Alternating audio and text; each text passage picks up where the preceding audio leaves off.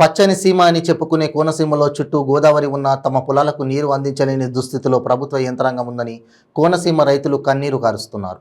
Doctor BR Ambedkar Konaseema జిల్లా P Gannavaram నియోజకవర్గం అంబాజీపేట మండలం కె పెదపూడి గ్రామంలోని ఆయుకట్టకు సాగునీరు అందలేదని రైతులు ఆందోళన చేపట్టారు.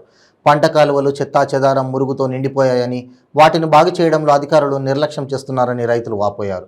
కె పెదపూడి గ్రామంలో 550 ఎకరాల ఆయకట్టు ఉందని, ఆకుమడి వేసి సాగునీరు కోసం గత 45 రోజులుగా ఎదురు చూస్తున్నామన్నారు. నీరు అందక పంట పొలాలు ఎండిపోయే స్థితికి చేరుకున్నాయని కన్నీరు మున్నీరవుతున్నారు. రైతుకు న్యాయం, రైతుకు న్యాయం, సాగునీరు, సాగునీరు, సాగునీరు. ఈరోజు రైతుల ఒక పరిస్థితి దయనీయమైనటువంటి పరిస్థితిలో రైతాంగం ఉందంటే గవర్నమెంట్ నిమ్మకు నీరెత్తినట్టుగా వ్యవహారం చేయడం చాలా శోచనీయమైనటువంటి విషయంగా మేము భావిస్తున్నాం.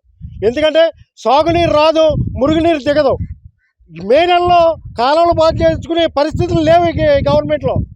అదే రకంగా ఈవేళ వరిచేలు 45 రోజులు ఆకుమల్లి కూడా పొట్ట దశలో ఉండవలసినటువంటి వరి ఈవేళ కలుపు దశలో ఉంది. అంటే రైతు ఏం చేస్తాడు? రైతును ఆదుకునేటటువంటి ఏ కార్యక్రమాలు చేస్తామంటున్నారు తప్ప రైతు దగ్గరికి వచ్చేటప్పటికి చాలా దయనీయమైనటువంటి పరిస్థితులు.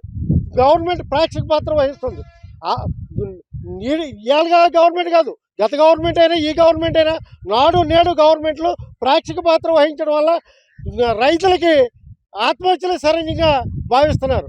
పంట పండించి దేశానికి అన్నం పెట్టేటటువంటి రైతుకి ఈ రకమైన పరిస్థితులు దాపరించడం ఎంతవరకు సమంజసమని రైతుల పక్షాన్ని మేము ప్రశ్నిస్తున్నాం.